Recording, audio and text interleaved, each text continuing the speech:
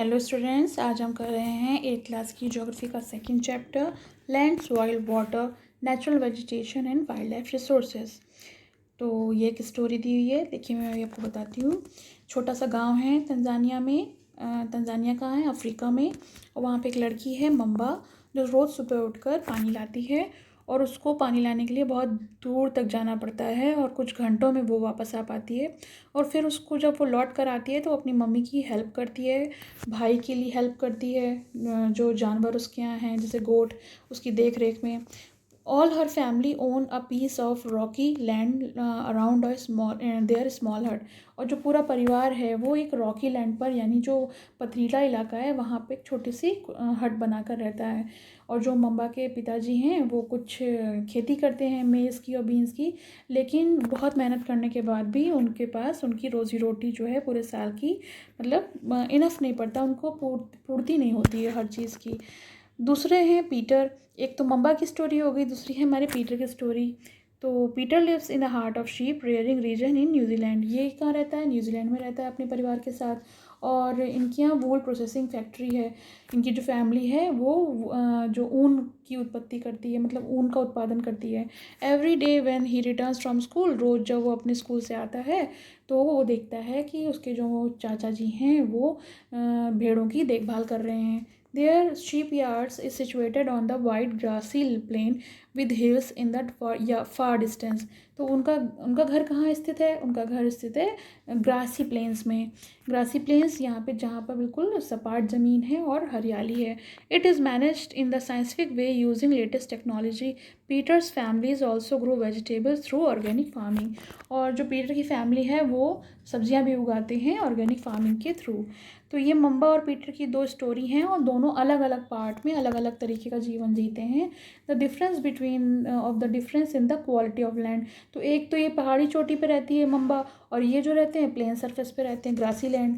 तो दोनों की जगह का, एटमॉस्फेयर का, quality of land, soil, water, natural vegetation, animal and uses of technology दोनों की भिन्न है। The availability of such resources is region place where place to place each from each other. यानी हम इससे ये निष्कर्ष निकालते हैं कि दो जगह की जो भी हमारी नेचुरल वेजिटेशन है या फिर नेचुरल फैक्टर्स हैं वो अलग अलग होते हैं, भिन्न भिन्न होते हैं। देखिए ये डू यू नो दिया है, 90% of the world population occupy only 30% of land area.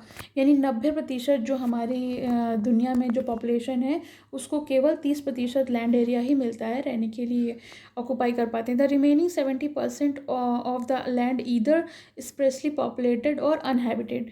तो यानी दुनिया में जो है 70% भाग जो है वो अनहैबिटेड है, यहाँ पे कोई नहीं रहता है। केवल जो 30% भाग है दुनिया में वहीं पर पॉपुलेशन है। दूसरा है हमारा topic land. Land in amongst the most important natural resource. Land जो है नेचुरल रिसोर्सेज में सबसे ज़्यादा इंपॉर्टेंट होता है। कैसे होता है? इसका 30% टोटल एरिया जो है अर्थ सरफेस का, और all parts of small percentage are not habitable. अभी मैंने आपको बताया कि डू यू नो में भी यही चीज़ दी हुई थी। The uneven distribution of population is different part of the world is mainly due to varied characteristic of land and climate. तो ये अनइवन डिस्ट्रीब्यूशन क्यों है जनसंख्या का? जो हमारी जनसंख्या है वो जगह जगह पर दुनिया में अलग अलग तरीके से होती है, जिसका प्रभाव क्यों होता है? वहाँ का लैंड, वहाँ का क्लाइमेट, इन कैरेक्टरिस्टिक की वजह से ऐसा होता है।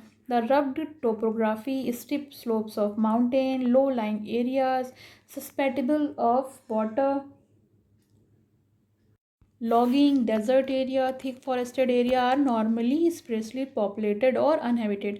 यानी ये जो एरियाज़ हैं इनमें कोई भी इंसान नहीं रहता, ये इनहेबिटेड हैं, यहाँ पे किसी का आवास नहीं है। Plains and rivers valleys offer suitable land for agriculture. और खेती के लिए बेस्ट लैंड क्या माना जाता है? या तो सपाट ज़मीन यानी प्लेन्स, या फिर रिवर वैलीज जहाँ पर पानी अच्छे से अवेलेबल होता है।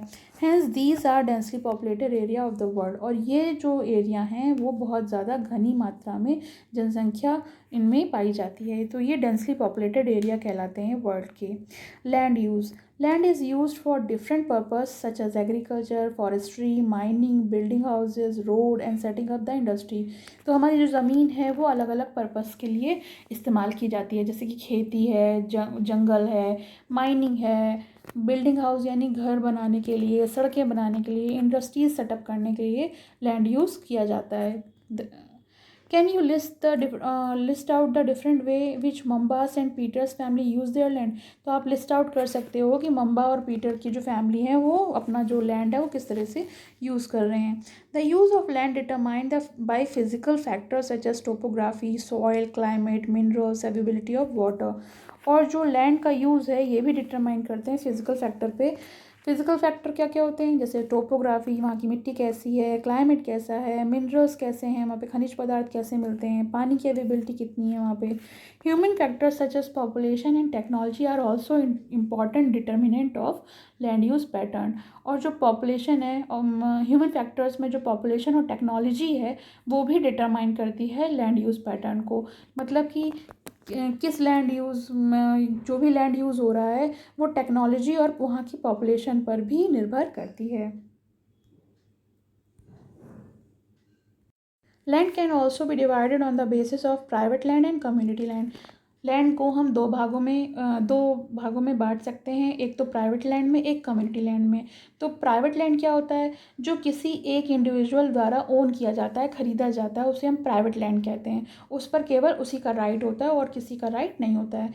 वेयर एज कम्युनिटी लैंड की अगर हम बात करें तो उसको पूरी कम्युनिटी यानी कोई समुदाय उसे मिलकर खरीदता है और उसको कॉमन यूज़ के लिए इस्तेमाल करता है, जैसे collection of fodder, fruits, nuts, medical herbs. These community lands are also called common property resources. और इस तरह की कम्युनिटी जो समुदाय द्वारा खरीदा गया लैंड होता है उसे हम कॉमन प्रॉपर्टी रिसोर्स कहते हैं। People are their demand are ever growing but availability of land is limited. लोगों की और उनकी जो डिमांड है वो तो दिन ब दिन बढ़ती जाती हैं, उनकी ज़रूरतें बढ़ती जाती हैं, लेकिन जो लैंड है वो लिमिटेड है। उसकी जो क्योंकि जैसे 30% ऑफ लैंड यूज़ हो रहा है तो वो तो लिमिटेड है, वो तो रोज़ बढ़ेगा नहीं। The quality of land also differs from place to place. और जो ज़मीन है उसकी क्वालिटी भी जगह के हिसाब से बदलती रहती है। People started encroaching the human lands to build up commercial area. और जो पीपल हैं वो इंक्रोच कर रहे हैं, मतलब कि छीना झपटी में लगे हैं कमर्शियल एरियाज़ के लिए लैंड को यूज़ करने में। वो हाउसिंग कॉम्प्लेक्स बनाना चाहते हैं अर्बन एरियाज़ में, and to expand agriculture land. Rural areas भी इंक्रोच किए जा रहे हैं through the villagers. Today the vast change in the land use pattern also reflect the cultural change of our society. और जो ये चेंजेस आ रहे हैं लैंड यूज़ पैटर्न में, ये रिफ्लेक्ट कर रहे हैं हमारी सभ्यता को, जो हमारी सोसाइटी में, जो हमारे समाज है उसमें ये चेंजेस बदलाव ला रहे हैं। उससे क्या प्रॉब्लम होगी, land degradation, landslide, soil erosion, desertification. ये मेजर थ्रेट हैं जो इन्वायरमेंट में हो रहे हैं due to expansion of agriculture and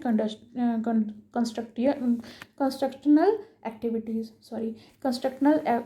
के थ्रू। तो यही जो एग्रीकल्चर का एक्सपेंशन हो रहा है, ये जो कंस्ट्रक्शनल एक्टिविटीज़ हो रही हैं उसके चलते ये सारे जो थ्रेट हैं ये हमारे लिए बहुत ज़्यादा खतरा बने हुए हैं। लैंड डिग्रेड हो रहा है, लैंडस्लाइड्स हो रही हैं, सॉइल एरोशन हो रहा है और डिसर्टिफिकेशन हो रहा है। तो ये तो हमारा फर्स्ट पार्ट फिनिश हुआ है। सेकेंड पार्ट के लिए नेक्स्ट वीडियो में मिलेंगे। Thank you for watching and subscribe my channel.